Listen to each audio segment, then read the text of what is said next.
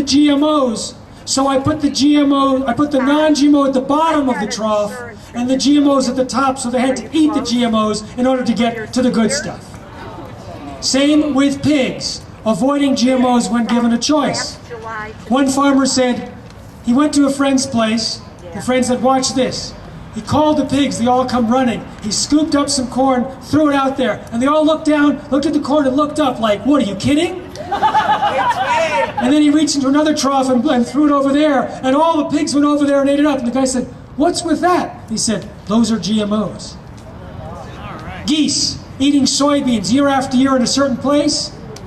They started planting genetically modified soy in half the field. You could see the line because the geese only ate the non-GM soy, leaving the GM soy untouched. Squirrels. A farmer put GM corn on two different trees, on one tree, a corn cob, non-GM on another cob. The squirrels in the dead of winter in Iowa, where I'm from, only ate the non-GM corn. So he put another cob up there. They ate it completely. And another cob. So he did an experiment. And he did not replace the cob. And that was the 10 coldest days of one of the coldest winters. And after 10 days, finally, they ate just a little bit of the corn. But that's all they could handle. And he felt bad for them, so he put the non-GM corn cob up. And they finished that the next day. Another farmer in Illinois wanted to repeat the study. Took a bag of GM corn cobs, a bag of non-GM corn cobs, put it in his workroom and forgot. So in September, when he discovered it, the mice had done the study for him, breaking into the non-GM, eating it completely, not touching the GM. Also, elk, deer, raccoons, mice, rats, and buffalo, all been seen to avoid eating GMOs when given a choice. So it's our job to get humans up to the level of animals.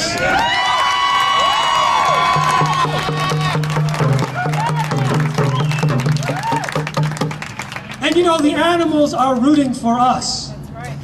They are rooting for us.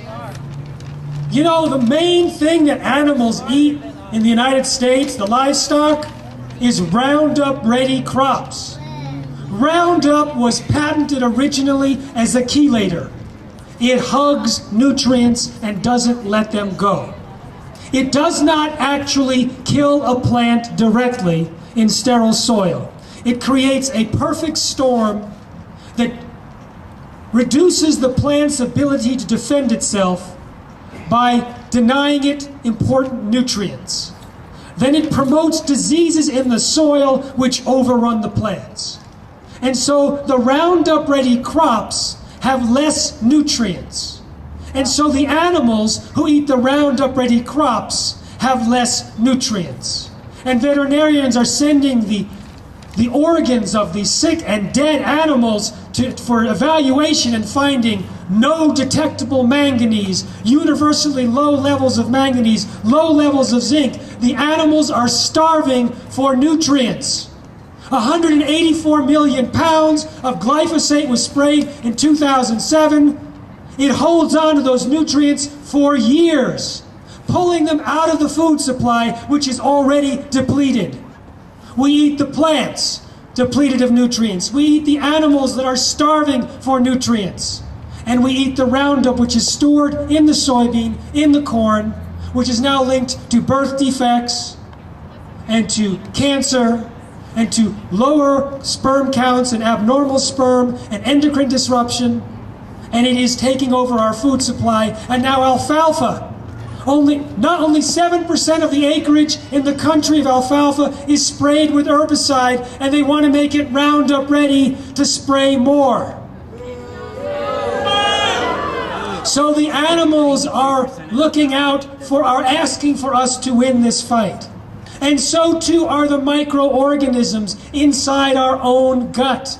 The only human feeding study ever published showed that the Roundup Ready gene put into soybeans transferred into the DNA of the bacteria living inside our intestines and continue to function. These people had Roundup Ready gut bacteria.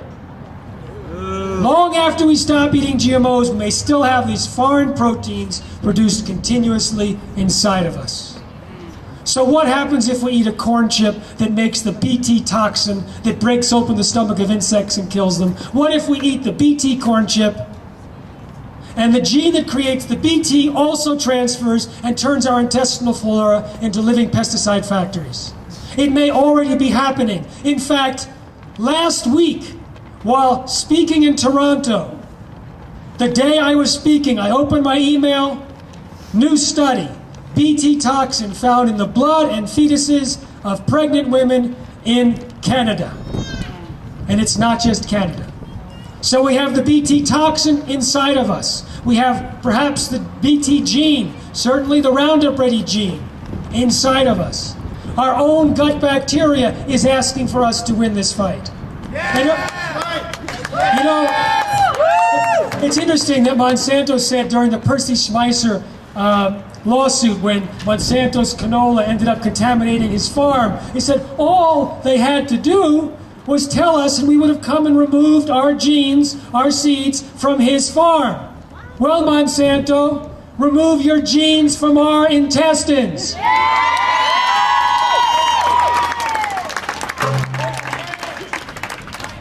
And the bees are wanting us to win this fight. The bees are wanting us to win this fight. The main reason for colony collapse disorder, according to the state of the science, is a systemic pesticide, neonicotinoid insecticides.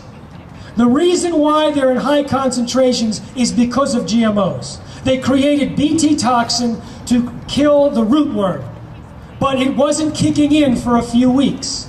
So they bathed the seed in a time-released systemic pesticide to kill the rootworm while the Bt was developing. So when they sell the Bt seeds, they put tons and tons of this systemic insecticide.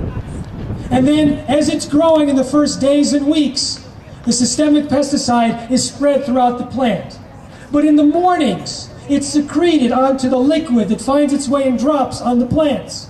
And then during the night before, some of these bees keep fanning the hive for air conditioning to cover the health of the queen. They get exhausted. They fly out of the hive in the morning. They look for the first source of nutrients, and it's this drink, which then they lose the ability to find their way back to the hive. And it's not just that, but the colony collapse disorder is worse in the US than around the world. And why is that? We have GMOs here, they don't have GMOs in Europe. It's a very big culprit. Consider this. When the bees were picking pollen in Germany, and they found inside the gut microorganisms was the gene from the pollen from the crops, just like in our gut bacteria. In another study, bees were picking the pollen from Bt corn, and those group of bees got a viral infection where the controls did not. So it appears to reduce their defenses against viral infection. So that may be why colony collapse disorder is worse here than in other countries where GMOs are not planted. So the bees want us to win this fight. An earlier speaker, our first speaker, they said that the reason they're planting GMOs is to reduce the population of those people in poverty. Well, actually, it may be doing that, but not in the way that they intend. By reducing the population directly. In India, Monsanto has forced the introduction of Bt cotton. Now let me tell you about this Bt.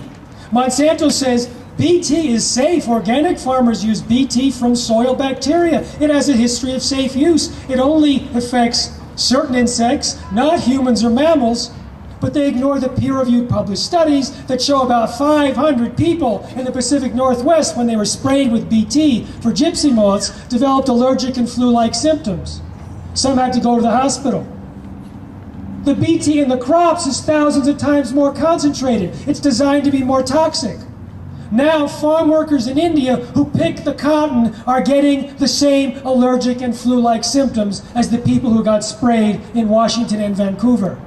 Thousands of them, probably millions. Children with their faces covered in rashes. Workers with their legs and arms completely covered with rashes, sometimes for weeks or months.